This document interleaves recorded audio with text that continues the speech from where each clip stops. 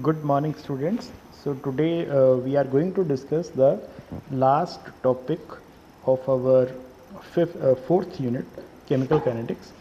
In this, we will study about the activation energy and its calculation. How can we calculate the activation energy by using Arrhenius equation?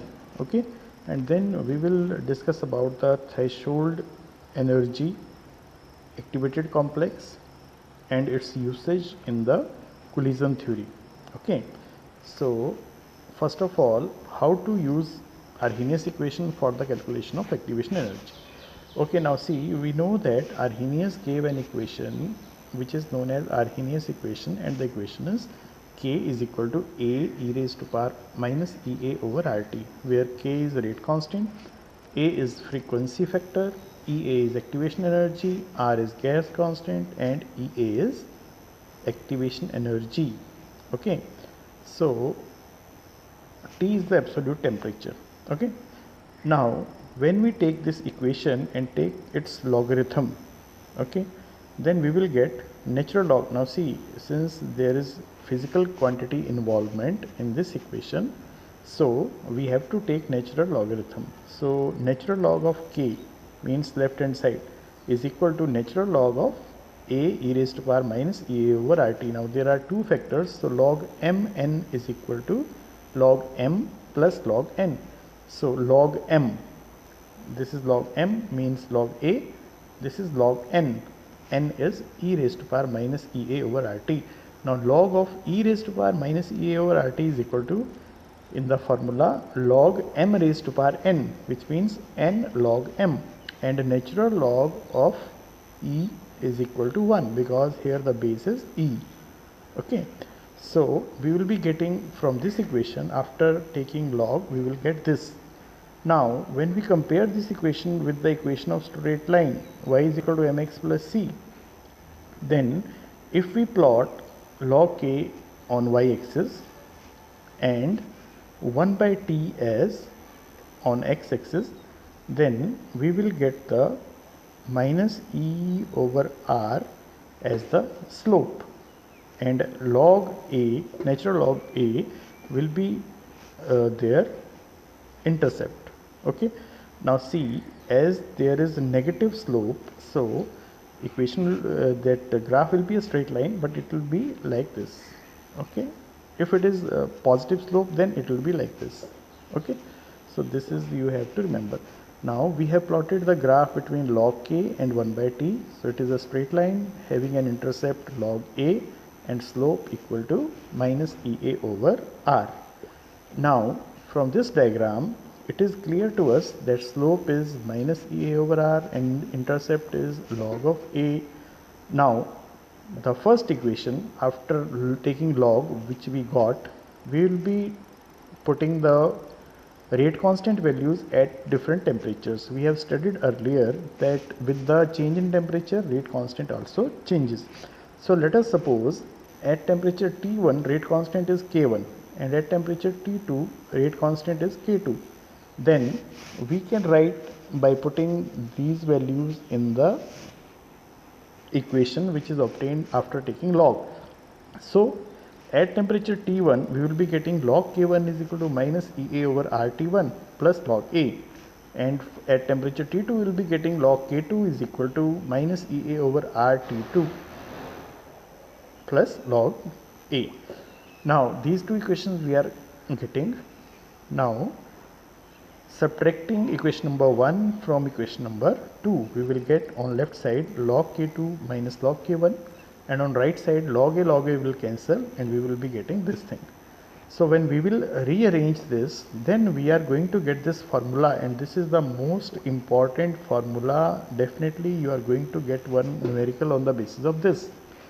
So what is the formula? Log of K2 over K1 is equal to EA over 2.303 R multiplied by T2 minus T1 over T1 into T2. So this is very important formula which will be used. Now how to use this formula?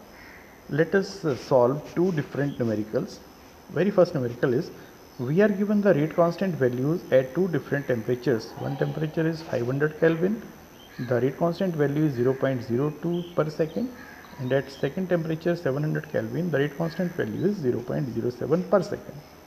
Now the question is, we have to calculate the value of activation energy and frequency factor. So first of all, by using the main formula, we will be calculating the value of EA. Okay, so one thing which you have to remember is temperature should be taken in Kelvin always. If it is given in Celsius, then this will be converted into Kelvin scale. Okay, now when we put all the values in the formula, then we are getting EA value as this much. Whatever we will get in the beginning, first of all, without changing the units, then the units of energy will be in joules. Okay, then if you want to convert them in kilojoule, then we can divide by 1000, then we will get the value in kilojoules. So here we have got activation energy value like this, and once we know the activation energy value, then we will apply the Arrhenius equation, main Arrhenius equation, for getting the value of frequency factor. Now see here, T, we can select any one temperature. Let us select, they have selected first one. Let us select T1 temperature. T1 temperature is 500 Kelvin, and at T1 temperature the value of this K, it was K1, and the value was 0.02 per second. So when we will put these two values in this equation, we are going to get the value of A.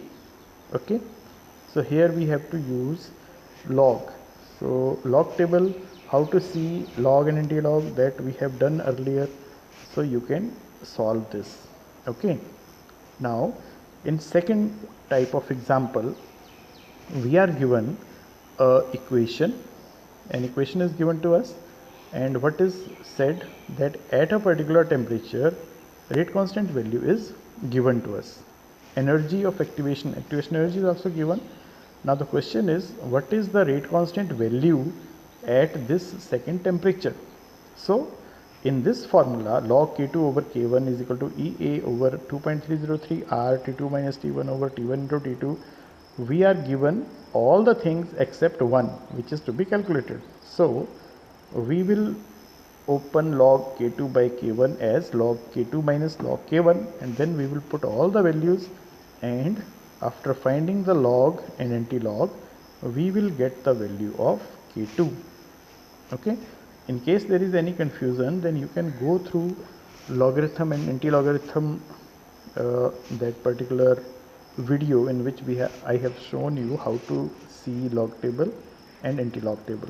Okay, now the second thing, what is the effect of catalyst on a particular reaction? So what is the effect of catalyst? A catalyst is a substance which increases the rate of a reaction without itself undergoing any permanent chemical change. Okay, for example, in this reaction, KClO3 is to be broken down in KCl and oxygen, so MnO2 plays the role of catalyst. Okay, now what is the theory involved? The theory involved is called intermediate complex theory. Okay, now what it says, this theory, it says catalyst participates in a chemical reaction by forming temporary bonds with the reactants, resulting in an intermediate complex. That intermediate complex is known as transition state or activated complex. Okay, and then that complex decomposes to give products, and catalyst is removed as it is. Okay, so how it happens? It is believed that catalyst provides an alternate pathway or reaction mechanism by reducing the activation energy between reactants and products, and hence lowering the potential energy barrier. Okay, so actually for the completion of a reaction, there is an energy barrier which must be overcome by the reacting species. So this energy barrier is lowered when we use catalyst. Now here you can see Suppose we have plotted the potential energy and the progress of a reaction. Okay, progress of a reaction we have plotted for a particular reaction. Then if reactants have the energy this much and products have the energy this much, then the threshold energy barrier is till this point. Okay, so this is the energy barrier if we are not using catalyst. Okay, so our reactants have to reach till this point. Okay, so that much energy is required. Okay, and in case we are using catalyst, then what happens? Now this energy barrier has lowered. Okay, and now reactants have to move till this point only. Okay, and they will be forming the products. So what happened? By the use of catalyst, this much energy is reduced. Okay, this much energy is reduced. So what we can say, when we use a catalyst, then it provides an alternate path for the progress of a reaction, for the completion of reaction. Or ultimately what we can say, this is the activation energy without catalyst, and with catalyst this is the activation energy. Okay, so it means activation energy becomes low if we use the catalyst. Now we come to last topic, it is collision theory of reaction rates or collision theory of chemical reactions. Okay, now see what this theory says. This theory says that whenever a reaction occurs, then reactant molecules, they undergo collisions. And they must be having two types of barriers which are to be crossed. One is called energy barrier and another is called orientation barrier. So energy barrier is also known as threshold energy barrier. Okay, so when collisions are occurring between the molecules and their energy is becoming equal to or more than threshold energy, then they will get converted into products. Okay, now see, since this theory is based only on basically on collisions, so one factor is there which is Z, and that is called collision frequency.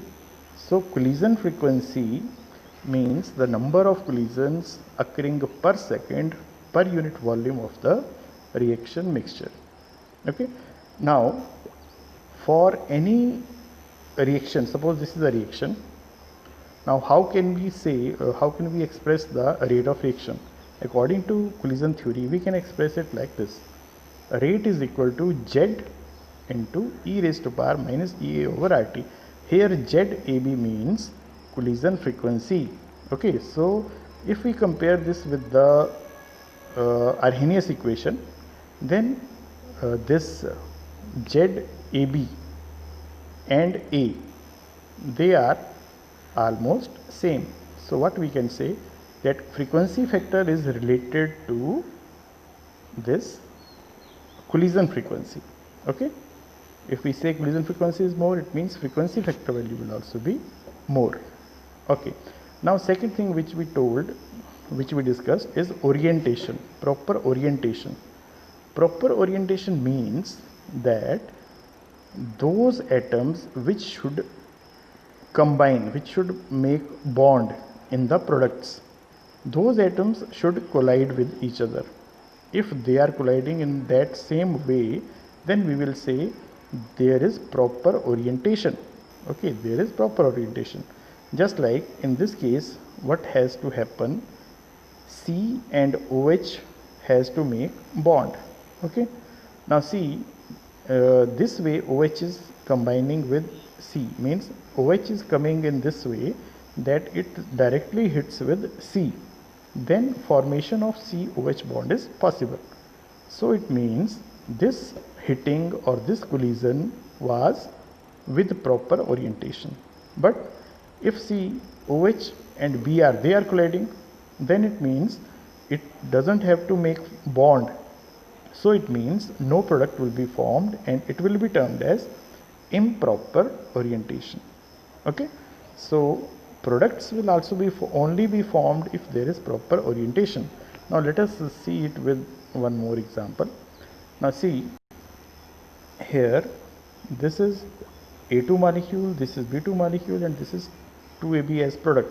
Then A and B should collide. Okay, and if they are colliding properly, then it will be termed as effective collision. Now let us take one more example. See, this is oxygen, nitrogen, and this is carbon. Okay, now carbon and oxygen are combining and forming CO molecule.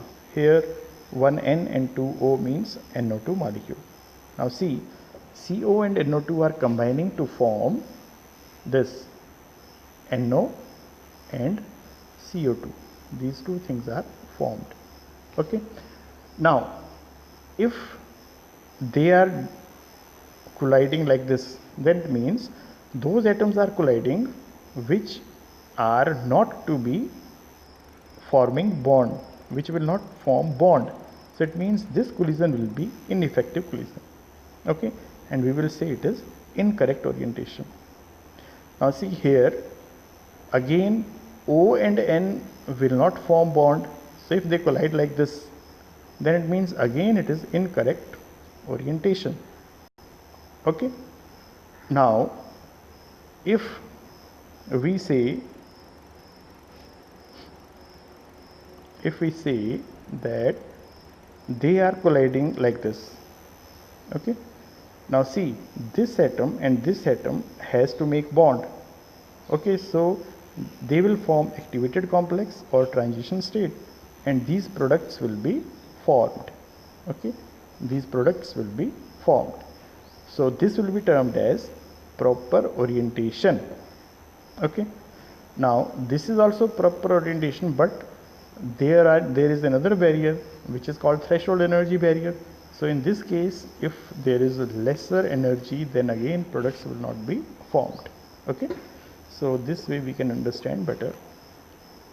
Now let us take one example. Suppose these are the reactants and these are the products which will be formed. Now let us plot the energy and progress of a reaction. Now see, energy of reactants is this much, energy of products is this much. Okay, so it means energy of products is less and energy of reactants is more. So if it is the case, then there will be release of energy, and release of energy means the reaction will be exothermic. So this is the diagram for exothermic reaction. Now this is the threshold energy barrier. This is threshold energy barrier. So these molecules will combine, they will collide, and they will form activated complex, and then once activated complex is formed, then product will be formed.